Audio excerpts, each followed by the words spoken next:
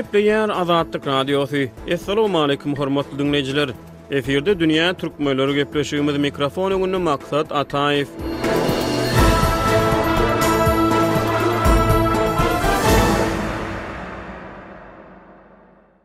Türkmenistana garaşsyzlygyň ilkinji ýyllaryndan başlap belli bir döwre üçin raýatlardan şol sany mektep okuwçylarynyň we ýokary okuw jaýlarynyň studentlerinden watana wepalylyk kasamyny kabul etmek talap edilýärdi. Çağlar mekteplerde ýerden hatara düdürüp watana wepaly bolmagy andyşdyrylýardy. Wepalylyk kasamynyň tekstine eger de men saňa dil ýetirsem, şek getirsem, dönükli etsem, şeýle bolsun diýen ýaly kasamlar kabul edilýärdi. Bu kasamy ýerine ýetirmedik Türkmenistanly raýat azad bolsa gerek. Bu tejribeler Niyazowyň ölümünden soň belli bir derejede gowuşady. Ýöne geçen ýyl geçirilen harby parat wepalylyk kasamynyň türkmeni giňişligine täzeden dolanan ona şaýat boldy. Parada gatnaşan eskerler ýene bir gedek wepalylyk kasamyny Aşgabatyň garaşsyzlyk meýdanyna ýanglandyrdylar. Eziz Türkmenistan ata watanym.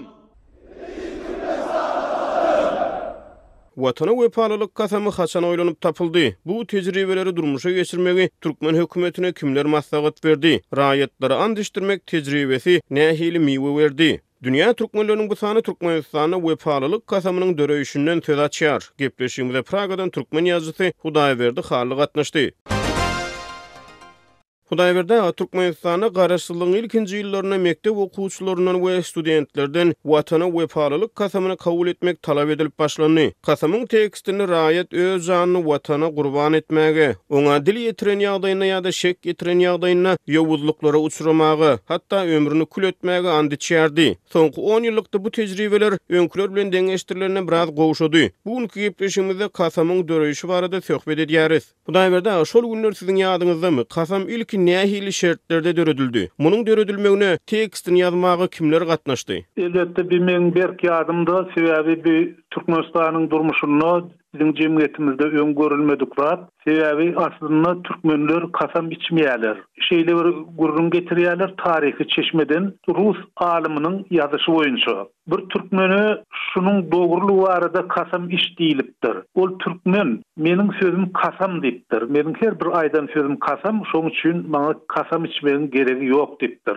Şoň üçin hem kasam içmek erwet görülýär. Kasam içýän adama kasamkor diýilýär. Ol jemgyýetde halynmaýar. Kasam içýän adam. Şonuň üçin ol biziň jemgyýetimizde öňe ýokdy. Ýöne garaşsyzlykdan soň birden peýda boldy. Şonuň peýda bolmagynyň bir sebäbi prezident Niyazowa ýaranjanlyk, ýagny prezident Niyazowa bu patarlygy artdyrmak meselesi bolup durýar. Elbetde beýle ideýany kimiň öňe sürendigi, kimiň ony oýlap tapanlygy hem aýdanlygy barada anyk maglumatlar berilmeýär, ol gizlin saklanýar. Hamana dersiň şol ideýa prezidentiň özünden gelip çykan ýaly edilýär. Ýöne aslynda prezidentde olar ýaly pikir ýok.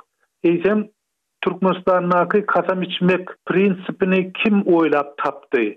Şol döwürde jemgyýetiň aýtmagyna görä şeýle kasamy öňe süren Boris Şyhmuradow bolupdyr.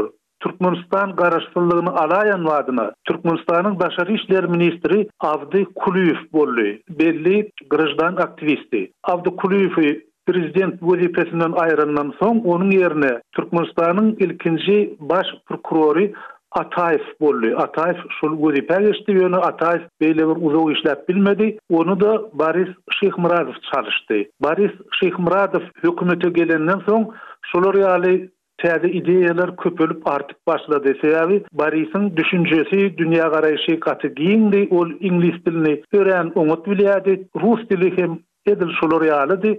Şoň bilen birlikde dünýä tejribesi bardy. Ençeme ýyl daşary ýurtlara seýahat edip görüpdir. Hindistanda köp gezek bolupdyr. Beýleki ýurtlary bilýärdi.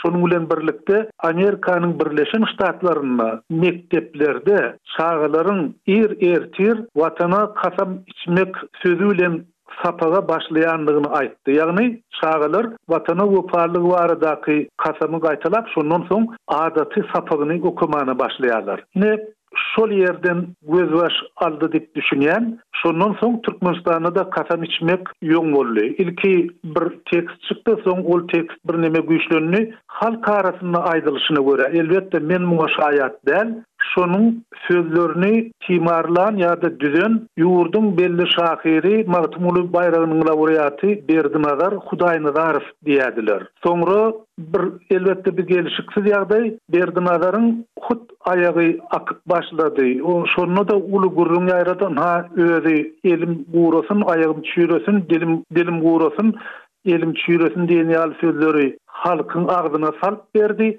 Şoň üçin onuň ayagy akyp başlady diýen gurrun ýaýrady. Soňra onuň ayagyny kestiler. On keselhanada ýatan ýerine Niyazowyň özi bardy. Şu keselhanada Niyazow bilen Berdinazar Hudaýnazarowyň duşugy köpçüligi görkezildi. Garaz bir halka iň propaganda edildi. Şol wagtlara esaslansaň ýa-da halkyň şol döwürdäki anamyna esaslansaň, kasam içmek ideýasyny öňe süren Boris Şyhmuradow onu timarlan hem halkyň diline salyp beren Berdinazar Hudaýnazarow bolup durýar. Halk arasyna nähil goldaw tapdy Hudaýberda şol kasam kabul edilmegi? Erwet gollanyldy, gaty erwet gollanyldy. Men bir mysal aýdyn, bir Türkmen şagasy Rus mektebinde okuýady. Rus diline de bu terjime edildi. Şol okuwçylara ýat tutturup başladylar. Şonu ol Türkmen şagasyny ýerinden turup muallym sen Türkmençe aydarsın, galan yollaşlaryň bolsa Rus dilini aydar diýipdir. Şol çaga özüne gerek ýetenine epilipdir de içini tutup muallyma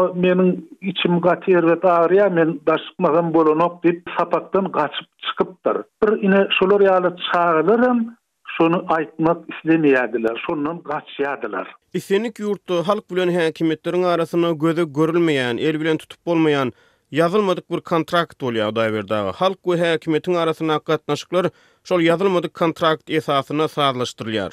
Häkimetler özleriniň alyp barşyny kesgitleýär, halk bolsa häkimetiň özüni alyp barşyny elekden geçirip oňa razy bolýar, kabul edýär, tasdiklaýar ýa-da ret edýär.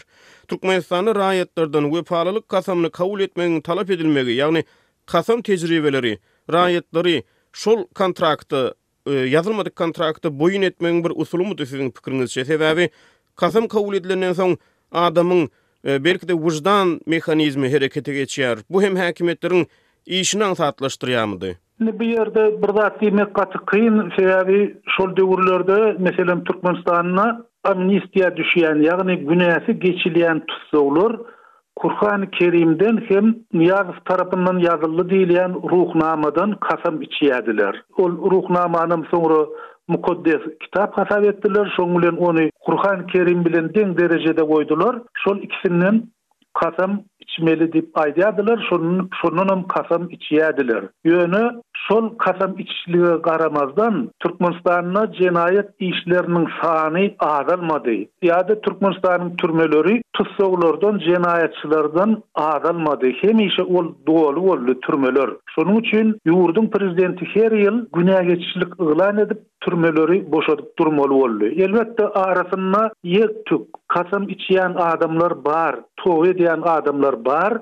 Meniň öz görün wadım, şaýat bolan wadım Türkmenistanyna Kur'an-ı Kerimi asyl nusgasyndan türkmen diline terjime eden Hoca Ahmet Ahun Uraz Gylyç molla oglu diýilýär. Ol halk arasynda Hoca Ahmet Ahun diýip tanalýardy. Ine şol Ahun adam soňra bir jenaýat işi bilen baglanyşykly tutsag edildi. Ol Türkmenistanyň şol döwürdäki Milli Howpsuzlyk Komitetiniň türmesine oturdy. Şol türmede de şeýle gurrun boldy, hamana ol öz janyna kast etjek bolupdyr. Ýagny ol Ahun aga özüniň şeýle ýagdaýa düşmegini gaty ýokuşy görüpdir, gaty agyr görüpdir. Soňra prezident Niyazow onuň günäsini geçdi. Şonda Hoca Ahmet Ahuny söz berdi, sen aýt, tow et diýdi. Olam türkmeniň towasy gaty agyr zat, gaty erwes zat. O men eden işime tow edýän, gaýdyp şu işin golaýyny görünmen diýdi. Şeýdi aýtdy. Ýöne men kasam içýän diýmedi, men tow edýän diýdi. Eden işime türkmeniň towasy da gaty agyr, gaty erwes zat diýdi. Şol sözden soň Hoca Ahmet Ahuny tutsaglykdan boşatdylar.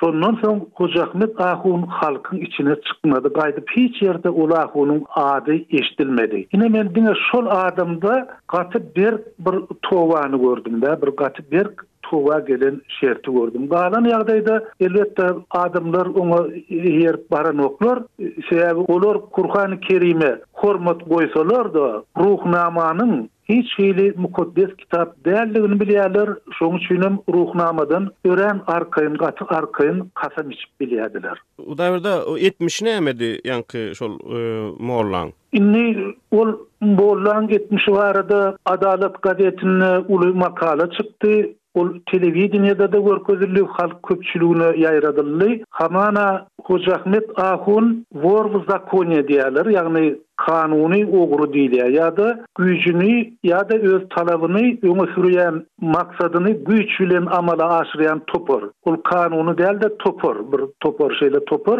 Hamana şol topor bilen gatnaşykly diýilip aýdyldy. Hoca Ahmet Ahun şol topor bilen gatnaşypdyr, ýagny şol toporu Hoca Ahmet Ahun'un sözü tesirli bolupdyr.